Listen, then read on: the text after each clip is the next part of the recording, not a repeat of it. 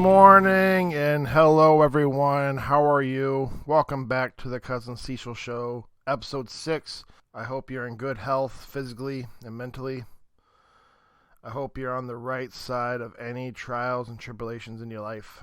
I hope you're joining me to hear some weekly gaming news and some hot picks of what to watch, listen, or read next. This week we'll be exploring the game news like another Nintendo Mini Direct. Also, the opening night live for Gamescom. Well, like all episodes, we're going to start off with what I've been playing this week. And I finished Uncharted 4, and it was good. Like I said before, I do see how they have worked on telling stories because of what they've done for Last of Us Part 2.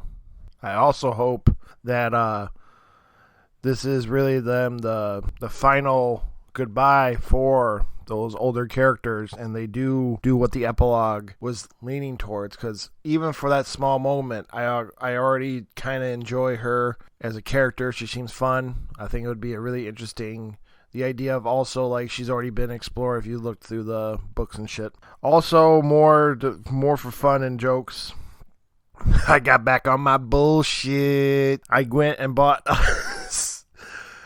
6 games. Yep, 6 games, and got 6 platinums for basically the price of $16. I'm just going to fire them off.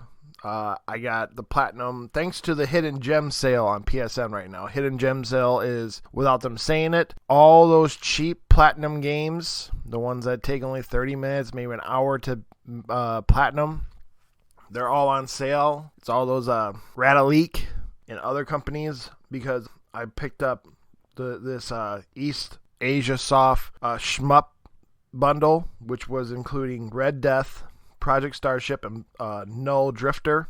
Out of the 3 games, or the 6 games, I will recommend these 3. It's still a decent like shmup for like a fighter game.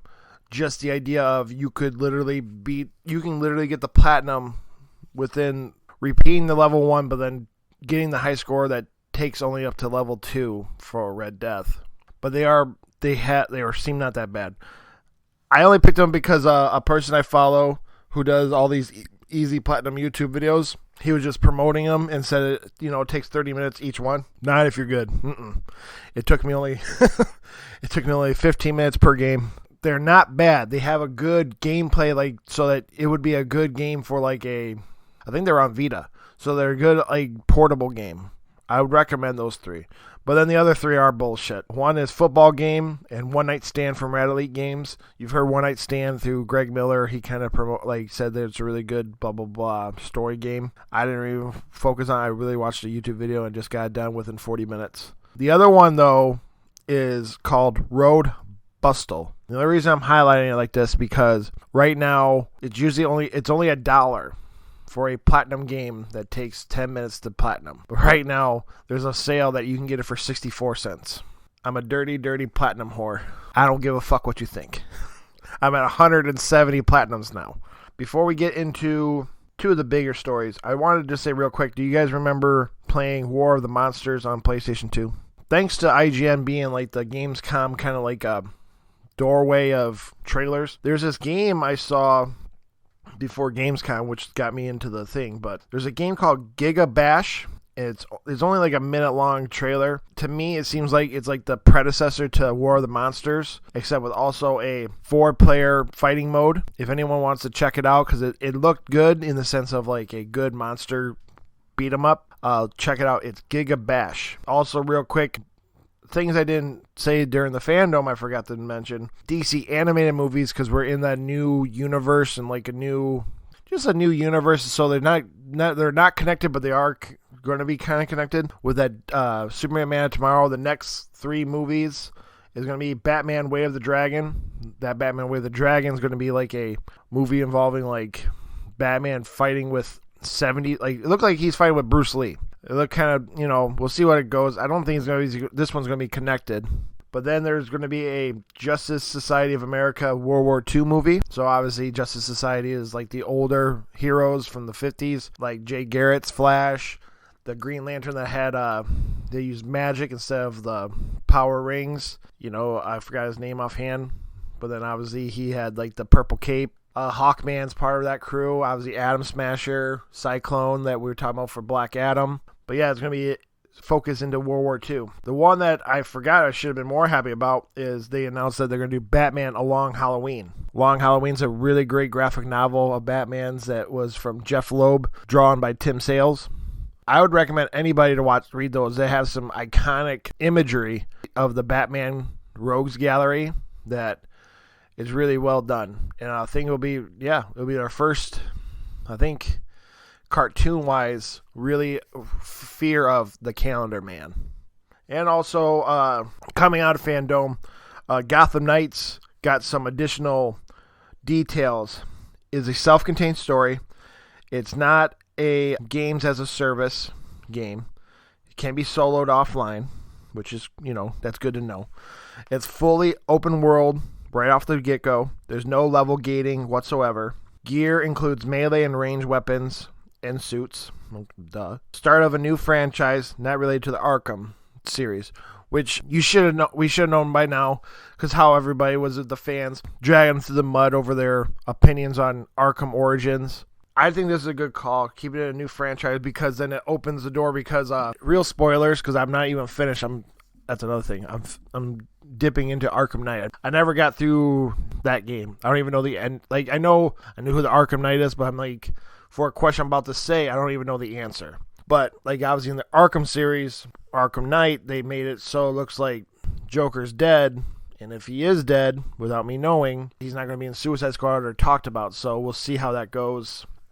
I obviously have also all the DLC. I'm going to go through all those and see if there's any storylines that can be brought into Suicide Squad, especially with like the Harley Quinn DLC. But yeah, I'll let you guys know when I get into that. And then this week, before the Nintendo Mini Direct, Bloomberg came out with an article that says that Nintendo is setting up for a new console, a revision of the Switch for next year. That's supposed to be kind of like their Switch Pro. They're aiming for, I think I read, they're trying to aim for like a 4K tablet gaming style that also does like that Pro Enhance for older games. I mean, cool. I also am more mad because I literally this year, not even this year, I'm only a couple months into owning a Nintendo Switch Lite. If I knew about that, I would have just held off. But we'll see if it's true. Nothing really set in stone, but Bloomberg announcing it now finally, it seems more true than fantasy. And also real quick, I saw on the internet, Mutant Year Zero Road to Eden is a video game that is going to get a CG movie. And if you watch the trailer on IGN, it kind of looks shitty. I recommend everyone should just play the game. The game is a really good XCOM style game. It does, like, how would I say it? When I played XCOM, it seemed like, all right, we're starting the game or the round here. All right, start playing your chess game of RTS. Road to Eden is, here's an open map.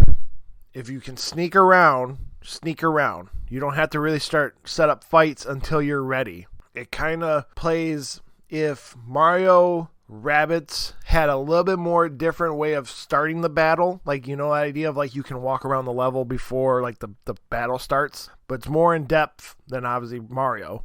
It's a really good, I picked it up through GameStop's deal of the day. I got it for like $8 one time, but it's really good RTS. If you have that itch of those chess games, you have to worry about Overwatch moves and like fire and stuff. I want to get back into it. I play games on the vibe, and just that's how it was. Yeah, they're apparently going to make a movie.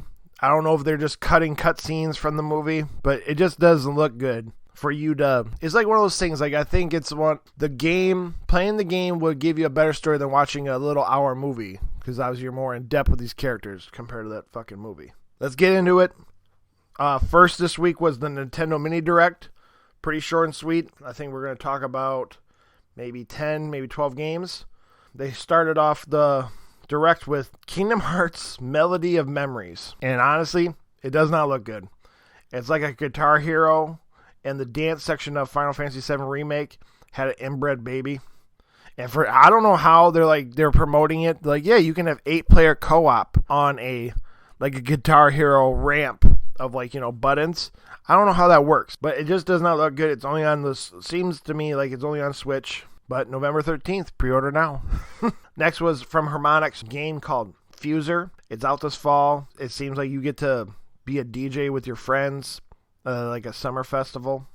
And here's the start of me mispronouncing stuff. Takio no Tatsujin Rhythmic Adventure Pack is out this winter.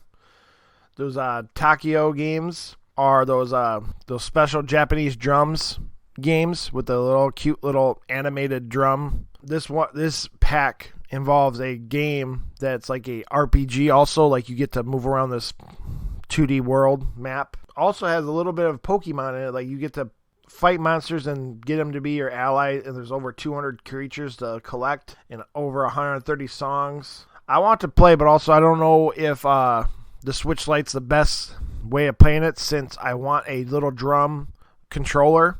And this week I saw that they are selling this controller finally for the Switch, but I was at $70, and I bet money it's probably preferred for the regular big Switch. Next was the World of Tanks Blitz 7v7 free-to-play tank multiplayer. I believe this is the mobile game, but it's out now. Then they showed this big Rumble Boxing Creed Champions in spring 2021. It's like it's a very low-budget Creed game that has like a battle, or not even battle. It reminded me like what would be the old PlayStation Ready to Rumble style of like you just in a square and like a short, you can sidestep and shit. It looked whatever. It looks like it's one of those things like, yeah, that's why it's on the Switch. It looks like a good portable game, but nothing to call home about. Probably even be ashamed to talk about it. Then they showed a collection of Final Fantasy Legends from the Saga series, which basically out December 15th. It's the original Game Boy Final Fantasy games. These three games started, it seems like they started the Saga series, the Romance and Saga series. And these were the first games back from I think I read it said 1989. So you get Final Fantasy Legends 1, 2, and 3. It looked, I guess I'm more pat on the back on the idea of like Nintendo still collects checks from old games and they just reissue them. Like they don't even try to like do like these remasters like Sony or Xbox would do. They can just throw it out there and people will just gobble it up. So good on them. I know this is Square Enix at the same time, but the idea of that it's only been on a Game Boy, that's where I got this idea from. Then they showed Just Dance 21. You just dance. November 12th. Puyo Puyo Tetris 2. Comes with a bunch of modes, an adventure mode, and online, December 8th. Other consoles next year. Then they had a sizzle reel. That's why you know it's pretty short and sweet. They showed Minecraft Dungeons Creeping Winter out September. Jump Force Deluxe Switch exclusive local tag mode. This game's on other consoles, but it's very lackluster. It's not as good, or even like they didn't put like a real standard onto it, like how DBZ Fighters or even like the Budokai games, or which one is it? What's the ones that like the Dragon Ball Z Xenoverse or whatever fucking game it is? Like it doesn't have that same kind of like doesn't have that same peak of production value compared to those games. But I do have to admit, I give them credit. They've been giving people new DLC characters for that game for almost a year now. Somebody must be playing it. Then they showed Captain Tsubasa Rise of the New Champions, an old anime turned into an arcade soccer game. If you're tired of the simulation soccer, I'd check this one out. It's out now. It was out on the 28th of August. Then they showed Final Fantasy Crystal Chronicles Remastered. It's out now. It was an old GameCube game, and it comes with online play, because if you were back then and you were initiated, Final Fantasy Crystal Chronicles was that old Nintendo exclusive Final Fantasy that was 4-player, and it had they thought it was a wise commercial to have it all linked up to the GameCube, linked up to Game Boy Advances, and that's how you played it, and it was like a really change of times, and I'm really glad that they didn't let it die, because there was fans for it, but they actually fixed it, and obviously gives us a online server so you can play the game. I'd check it out for I just got time. But yeah, that was it for the mini. And then later this week, there was the Call of Duty Black Ops Cold War reveal. Raven Studios is doing the story mode. I really don't want to look at it because if I look at it, I'm going to want to get it. I have that real problem with Call of Duty. PlayStation has exclusive stuff like the beta 1st and the September 9th is the multiplayer reveal. If you pre-order now, you get Frank Wood's skin for Modern Warfare and Warzone. I was watching the Dr. Disrespect stream the day that it was revealed, and there was some in-game stuff to do, like he was in a map, and he had to race around looking for Frank Woods to collect like a blueprint of a gun to have for now. And another match after he found it was the real reveal.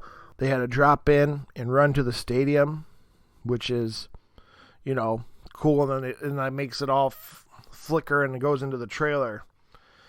And if a game can mix John Fogerty's Run Through the Jungle into New Order Blue Monday, I have to look away because it'll just make me want to buy it. Call of Duty is another game doing the $70 upgrade to next gen.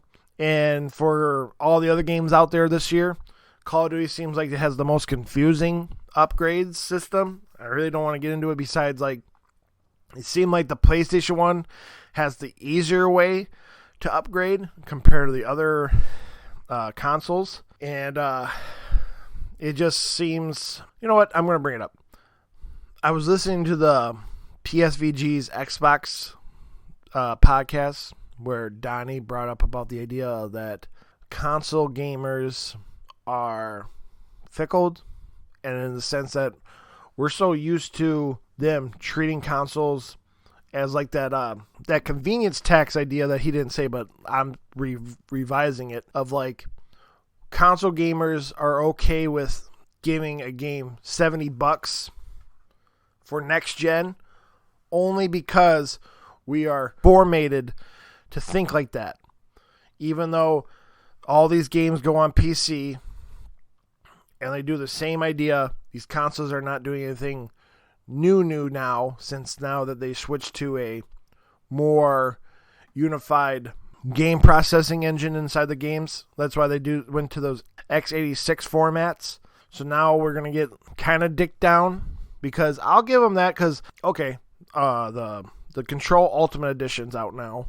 But last time I heard $40 for console. You can already get it for $30 on PC. PC has I guess that would be the bigger thing for me as a console player. You want to sell it for $70?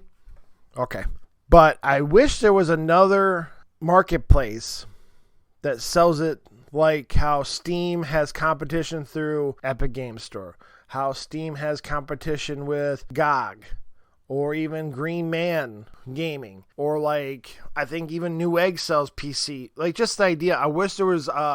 I wish the marketplaces for console games could be open a little bit more, because before listening to Donnie, I was a person who felt like, it needs to happen. $70, 70, blah blah blah. Think about the developers. Think about the people who work behind the scenes. But then at the same time, they make a lot of money. I think it also involves business actions of like how the business runs and how they pay their workers. Everyone's doing it for a business. I see what he means. But let's get off sidetracked.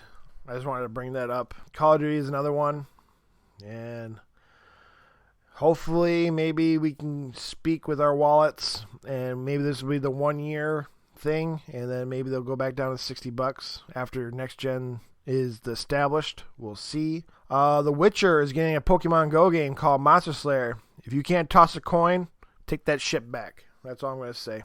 And then there has been a rumor through Japan of the PS5's pricing and release date. We'll go into pricing because that's easier for me to see right now. They show that the PS5 Blu-ray console is going to be USA $500. The digital edition, $400. A DualSense controller, $60. The charging station for the DualSense, $30. The PS5 HD camera, $60. The Pulse HD headset, $160. The little remote control bullshit, $30. Vertical stand, $25. And they showed that like Miles Morales is going to be $40. They show that this one in particular shows a Japan launch on November 14th, global launch on November 20th for the consoles. Take that all with a grain of salt. I just wanted to say it out there. In hearing that it's $500, that's cool. I mean, it's expected.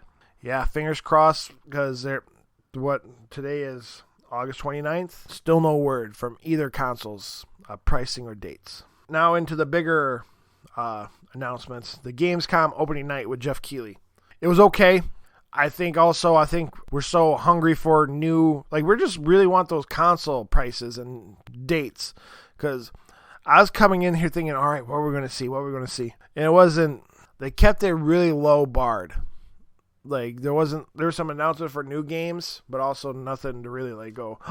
A Gamescom opening night started with, before the real show, they showed that Jurassic Park Evolution Complete Edition's coming to Switch on November 3rd. Jurassic Park Evolution is that game that you get to build your own Jurassic Park. They show Call of Duty Black Ops Cold War again, and they said that is a sequel to Black Ops 1, and apparently Raven has made it so that there's multiple story mode endings.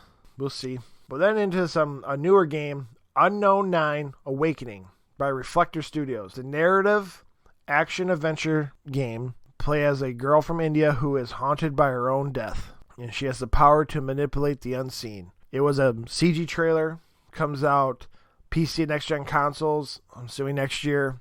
It was just didn't even show any gameplay. It looked interesting, but just not enough to me go oh yeah, you guys should check it out. Then they showed the Doom Eternal DLC, Ancient Gods, coming out October 20th. It looks decent, more Doom. They put a new enemy in there, looks like a angel. Everyone hated the Marauder back in the first game, and the trailer ended that he showed that you have to encounter two of them at the same time. So, good luck with that. Dragon Age 4 behind the scenes trailer. It's very vanilla, lackluster. Literally talking about I'm the person who makes the monsters. I create who you gonna fuck. We can't make everybody fuckable. We got to make somebody with a flaming skull head. I saw a meme that says, "Joke's on you, I'm into that shit." No word on it. It's just saying, hey, we're doing our thank you guys, blah, blah, blah.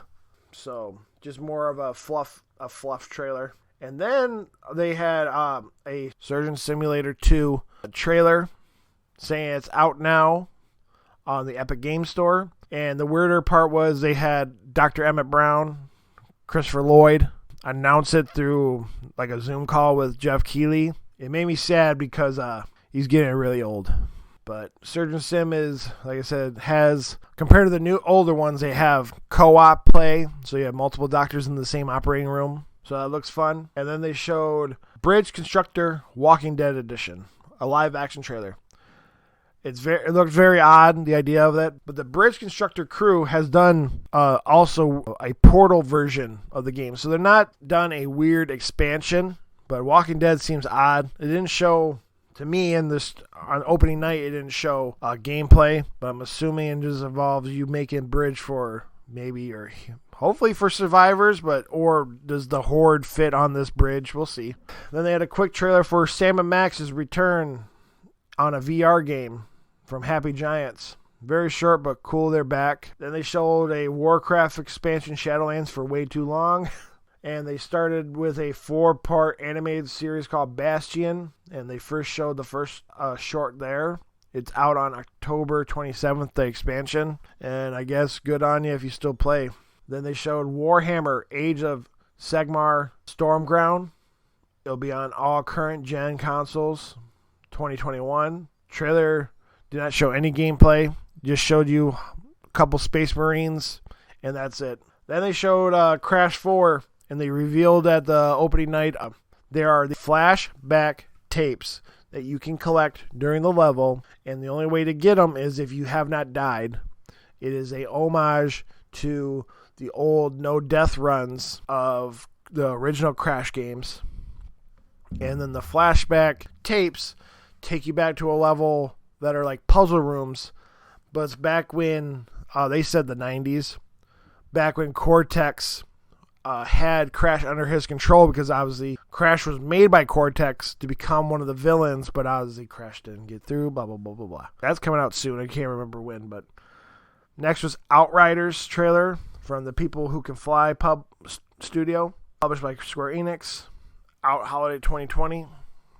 Not really much to say about it. Then another Warhammer game, Necromunda Under Hive Wars. It's a current gen game, out September 8th. It's kind of like a squad-based multiplayer. Like you choose a squad of, like, they showed a team that's more red, a team that's more blue, and a team with more green, yellow. It seems like it's just a squad multiplayer deathmatch game, but we'll see on September 8th. Then Jeff Keighley really promoted this from Tuxedo Labs, which is a two-person team. There's a game called Teardown, and apparently Teardown's team made a game engine from the ground up for it that focuses on making the whole world destructible. But at the same time, it looks interesting, but the engine looks like a Minecraft with ray tracing. It didn't look, just Little Nightmares 2 first look, then out next February. Then they showed a WWE 2K Battlegrounds trailer showing some gameplay, but showing that Jerry the King Lawler and Mauro Ranallo as the commentators for the game. We'll see. I think it comes out in October. I actually want to play it, but I mean, I don't. And what was it? The last trailer I saw involved Paul Heyman that had a story mode that seems interesting from Paul Heyman's eyes. So we'll check it out. Why not? Next was Star Wars Squadrons. They promoted like the story mode involves that you get to be on both sides of the war. So some missions as the Rebels, some missions as the Empire. It's both 5v5 multiplayer or with AI. And it says it was VR as well. I can't remember at the moment in time if PlayStation VR is one of them, but I hope so. The longer I look at Star Wars Squadrons, the more I kind of want to play it, but at first listening to it, I'm like, no way. But then it keeps interesting me. And EA kept it going with Sims. Has a new expansion called Journey to Batuu. So basically the Sims get to go to the Galaxy Edge Disney World level. And obviously they bring stormtroopers and Star Wars aliens to the Sims to dress up as. That expansion's out September 8th. Then there was a trailer for the game 12 Minutes with William Dafoe as the narrator, James McAvoy, and I forgot who the lady is offhand because I didn't write it down. It's an indie game. I think you're like in like a little bit of a 12-minute time loop. You're just trying to get out as the boy. I can't remember exactly everything, but I did remember that it's on Xbox only, Xbox One and Series X at this moment in time. So another indie exclusive for Xbox. Good on them. Then they showed more Godfall bullshit. Not even like enough to even talk about it. Besides them just showing like a armor set of something we have no idea why is it cool or not. I'm going to another thing that showing that it's cool but have no idea about. Warframe was highlighted about their updates are now finally all the same on all platforms because this week was the Switch update to get up to the current expansion. I wish I knew more about Warframe. I wish I could get into it, but it's just so heavy in information. I don't want to touch it. Next was Override 2 Super Mech League from Modus Studios from Brazil. And it's just more of a CG trailer about mechs fighting.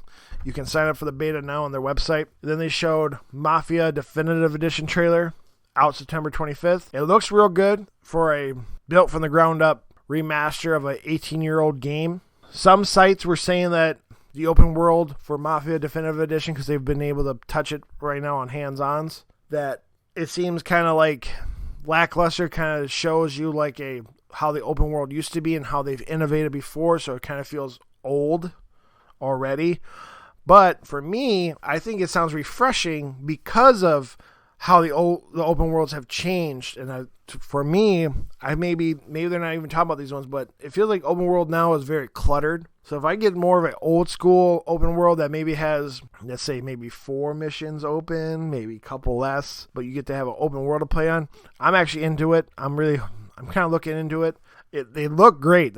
They've done a lot of work. It looks really good. Lemnis Gate from Rat Loop Games. That's like a tongue twister. It's a turn-based strategy shooter. You are stuck in a 25-second time loop. And the idea of, it was just a trailer, but it was showing gameplay trailer, but it looked like It's kind of like playing like a game of chess. You get to run a route and kind of pick up things and understand what's going to happen and set up what because like you know that your enemy's going to turn right next time. Like you get to repeat the time loop and try to fix it. It looks interesting, but I have no idea how to explain it. Lemnis Gate, Lemnis Gate. I'd check out the trailer yourselves. It looked interesting. Lego Star Wars, the Skywalker Saga was highlighted. All the older episodes, because episode 4, 5, and 6, Legos were they on the PS2? I think they were on the PS2. They redid them. They made them brand new levels, built from the ground up. Bullshit. They've also made the Star Wars games become like the newer Lego games that have like a semi-open world to explore in between levels. I'm gonna pick it up. It's coming out next year. Hopefully, my son gets interested in games. He's only 3, so I still have time. But I bet $100 that this game will do a better way of explaining, to get into the sequels. I bet money there will be a more understandable reason how 6 gets into 7 than 8 and 9, especially 8 and 9, especially of how that controversy of how the movies were. They had a real quick trailer for that game I talked about last Nintendo Direct of Struggling, except this trailer shows that the game is out now for the Switch. Then they had a Age of Empires 3 Definitive Edition trailer. It says cross-platform, but all the platforms they show were PC, so I don't know what that means. Dark Pictures Little Hopes gets a trailer saying coming out in Halloween. A new trailer for Chorvis, Chorvs, comes out early 2021. I think the last time we saw this was during that lackluster presentation from Xbox when they were all at home with those pixelated cameras. But this trailer now shows that it's coming to PS5 as well. It looks good. It's like a very 60 frames per second spaceship game. Kind of like, to me, for how it plays so smooth, it kind of looks like if Resogun had the camera on the back of the ship instead of from the side for like up and down spec. It was just like, all right, we're going to put you on the back of this spaceship and you kind of worry about left and right. It looks good. Then they showed finally Fall Guys Season 2 sneak peek. It has new skins, new levels. The skins are medieval fantasy. Like they had a really awesome looking dragon, Vikings, girl Vikings. So obviously you're going to have a little jelly bean with those opera Viking bras. It look kind of funny. It's cool looking little dragon. But the map, the levels look interesting because it seemed more cooperative, but not a team-based wise. Like there's some levels that involve, jump over this ledge, but there's ramps that you have to pick up and bring towards the opening of the jump. And they're all movable, so you can do work together, or there's probably going to be some dickhead just moving ramps and let everybody die. So we'll see. They look good. They did not show an announcement. I think they just said they're trying to get the finishing touches and will let us know when the release date is. I'm looking forward to that because I finally maxed out my level, so I got it before Season 2 happened because I didn't want to try to get the level 40 trophy on a new season. Then they showed Wasteland 3 trailer. It's out now on the 28th, and since it's Xbox, it's on Game Pass. Another free game. Good on Xbox. Next was Medal of Honor's Above and Beyond, the VR game for Oculus by Respawn. It looks promising. It's a full VR game. It's not like just a little a demo of VR. I think some people are going to get sick off it. Because there's little parts when you get pushed off a plane to be parachuted. There's parts of that. It seems like a lot of some really well done, well run and gunning. I don't know if it's going to be on rails. My favorite part was the VR guy grabbed a statue bust and smashed it on someone's head on their desk. And I did think it's funny because I didn't think of it till later. This trailer showed all of France during the battle because Gamescom's in Germany, and they didn't even show any Nazi symbolism or even they just had gray outfits on. I'm pretty sure that trailer was edited for Germany, but it did look promising. Hopefully it comes to different consoles, but I think Oculus has the really harder exclusives for that shit out this holiday. New trailer for Spellbreak out September 3rd on all consoles, even Switch. It's a wizard / battle mage battle royale with Apex style of you can be a different type of character. They have probably different features compared to others. It looks fun, but we'll see if it catches any fan bases because of the Battle Royale department's hard to grasp at the moment. I don't even know if it's free to play. I just know it's out September 3rd. Then they had an Xbox Game Pass sizzle reel. Nothing really to bring up besides because it just shows like how it's a good deal. Then they, which I didn't know they do this, but they had a moment to appreciate a old game that was from a German-based game. So they highlighted this game called Turrican from Factor 5. At first I thought it was like, oh, maybe they're gonna bring this out to, just to bring it out again. But no, it was just celebrated. And Turrican is a 1990 Commodore 64 game. So, woohoo. Then they showed more information for the Destiny 2 Beyond Light expansion, showing the new stasis power for all 3 Guardians. The Warlock is going to be called the Shadebinder. Seems to be able to freeze like an AoE style area of the map and freeze the enemies there. It seems like they also, the people affected share damage when you shoot them. Also, the Warlock gets a staff where you can shoot projectiles from. The Hunter is called the Revenant. Gets a pickaxe weapon. Shows that he can throw melee, and when he throws his melee, which is common, but this time the melee can bounce off walls, kind of like this Captain America shield. And it seems like the Titans will also get a small Titan Smash, which if you're in Destiny you know what I meant, as well as it seems. And then the Titan is the Behemoth.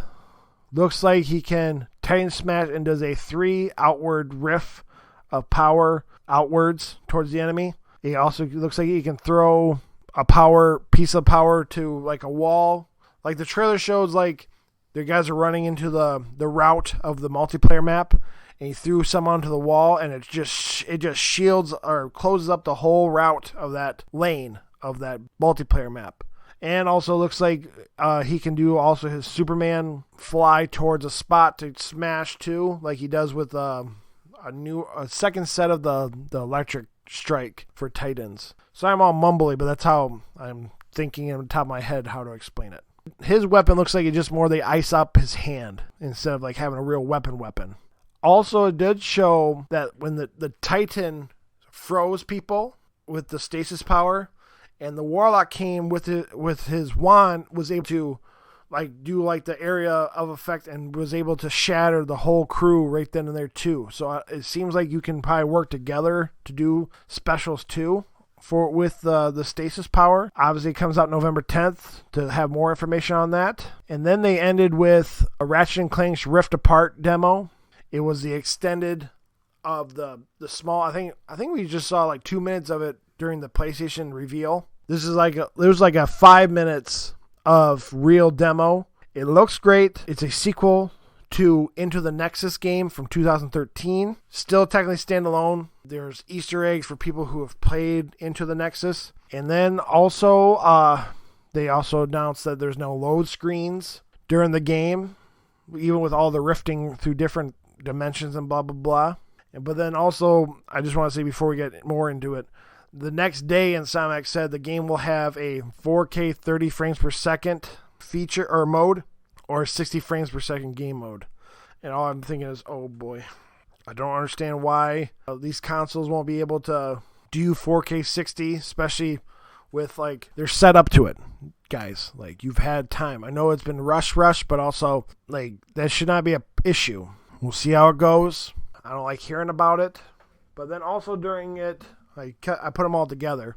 During the whole opening night, they had awards. Best Switch game, Little Nightmares 2. Best Action Adventure, Watch Dogs Legion. Best Action, Star Wars Squadron. Best Multiplayer game, Operation Tango.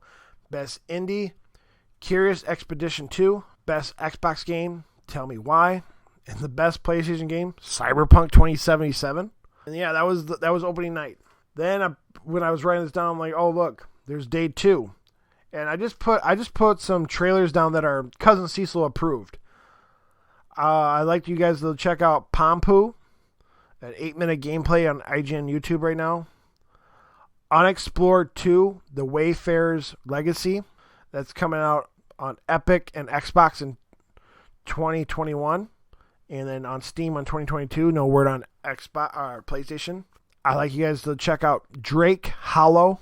That's out now on Game Pass. It looks like, to me, if Viva Pinata and that game Grounded had a kid, it looked good. It caught my eye so much, I wish I had an Xbox, because I just like those weird kind of games that you get to build a fort and you have creatures that live there and all that shit. It looks good.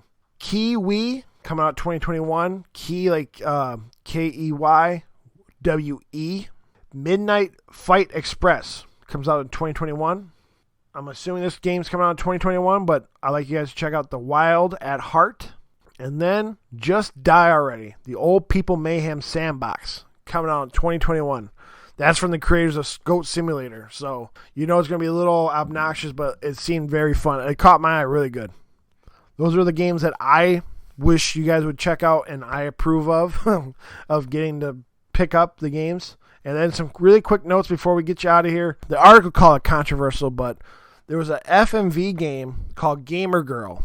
It was supposed to come out in September.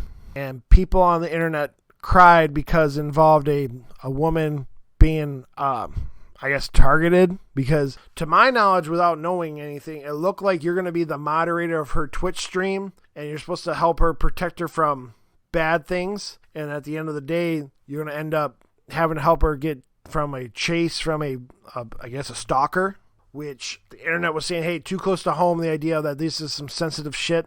But I think it should be talked about. At the same time, I do know the feeling now after seeing all the shit going on with that WWE superstar Sonya Deville. Like, even after that capture, she was getting texts from people saying my knife sharper than Phil's and all these crazy demented shit. Like, it's fucked up. Back to this game, I was really hoping this come out because it's from the Wales Interactive, who's done all the other FMV games for PlayStations, and also Xbox, but coming out. I thought they might do a little bit better, to explain it, but there's still been no word, so Push Square thinks they might cancel it, or they might just do a silent release in September. We'll see. And then the Resident Evil Netflix script are coming out, and apparently Netflix has greenlit 8-hour episodes. Andrew Dabb from Supernatural is the writer, and he has done a 2-timeline story for Netflix that involves a brand new franchise characters, Albert Wesker's kids. And I was like, 8-hour show? Like, I don't even think, how do you do an 8-hour show of one episode? That's how they were describing it. But here are the synopsis of each timeline. In the first timeline, 14-year-old sisters Jade and Billy Wesker are moved to New Raccoon City, a manufactured corporate town forced on them right as adolescence is in full swing. But the more time they spend there, the more they come to realize that the town is more than it seems, and their father may be concealing dark secrets that could destroy the world. Well, duh. Then they cut to the second timeline. Well, over a decade into the future, there are less than 15 million people left on Earth and more than 6 billion monsters, people and animals infected with the T virus. Jade, now 30, struggles to survive in the new world, while the secret from her past about her sister, her father, and herself continue to haunt her. On paper, it sounds good, but 8 hours, I have no idea how they're going to do it. And we'll look forward to it whenever we get closer to a release date. All right, here's the sad part. Last night, on which people are bringing it up, on August 28th, on Jackie Robinson's day, Chadwick Boseman passed away from colon cancer. He's been battling for 4 years, and it really sucks. And I more just wanted to say, I also put on here, all right, in the past 4 years, while battling cancer, this man gave us, he was in Gods of Egypt, Captain America Civil War, Message from the King, Marshall, Black Panther, Avengers Infinity War, Avengers Endgame, 21 Bridges, and Defy Bloods. And then he was working on, which is in post-production apparently, a movie from Ma Rainey's. And cancer sucks. And the idea that it sounds rough and it makes me more upset when you look into it, but there's some videos out there of him since he became Black Panther and really got into being a hero, like him going to these those children hospitals for kids who have cancer and meeting them while battling his own cancer is very touching. And it sucks because he was only 43 years old. That's only 12 years older than me. I know people that are older than him. The idea of that, I'm just saying, it sounds dumb how I said it, but like the idea of like anything can happen. It's been a really rough year for 2020. I'm not even put it like that. I should have said it at the beginning. That's why I was telling you guys, I hope you're in the right side of trials and tribulations. It's been a very rough year for everyone. It's been a rough year for me. It's been very frustrating of how the world is. It sucks even being a person who is on the side of a non-trustworthy color now because of how shitty it's been and how we've been acting to one another for years. But the idea that it's been highlighted way more, and obviously we're at home because of a pandemic, so people are more now online looking it up or even just being toxic. I don't want to take that away from Chadwick's death, but I just want to say, people have been saying it all day, but like Wakanda forever. I hope he rests in peace. I hope everything for his family is a court, set up and coordinated. To me, without knowing his history, knowing anything, but it seems like one of those movies that he knew he was time to come. That's why he put in the work for the past 4 years. I know you're trying to battle to live, but the idea that to be able to put on a face, because there's videos of him just talking about getting letters from the kids who want to see Black Panther before they pass from their terminally ill cancer. It's just very sad. Fuck cancer, man. I really hope. Well, I know we're going to get through it. It's just a really touching thing. I really hope he does. I hope he rests in peace, Chadwick Boseman. But yeah. This week's hot picks. Music, Big Sean featuring another fallen fellow, Nipsey Hussle. Deep Reverence. Comics, Marvel Zombies Resurrection, #1, September 2nd. And then a TV show I watched on HBO Max. It's only 4 episodes, but Ravi Patel, Pursuit of Happiness. It's 4 episodes and involves some touching stuff, and it's a very sincere show. Like the first episode involves him trying to figure out what to do with his parents who are retiring, and then he's obviously by the name Ravi. He's Indian, so he's very close to his family and all that shit. But the idea of he's just trying to figure out what's the best for him to, be happy. In his dream, he wants them next to him. But at the same time, episode 1 was showing this family, what about maybe retiring abroad, go living in Mexico and all that shit. It seemed good. Episode 2 was about parenting in Japan and things you don't know about, which asking about things about his life. Episode 3 was about working too hard. But it's a very nice little mellow show. Again, it's on HBO Max. Ravi Patel, Pursuit of Happiness. But yeah, trying to leave on a somber note. But yeah, thank you all for listening. Please follow me on social media at Twitter, at MikeFowler93, at Cousin Cecil, CUZNCISEAL, at Cousin Cecil on Instagram. Even follow me on PlayStation so you can see me do all these dirty fucking platinum trophy runs. But until next time, please be good to each other. Hug a family member. You never know. Hey, peace.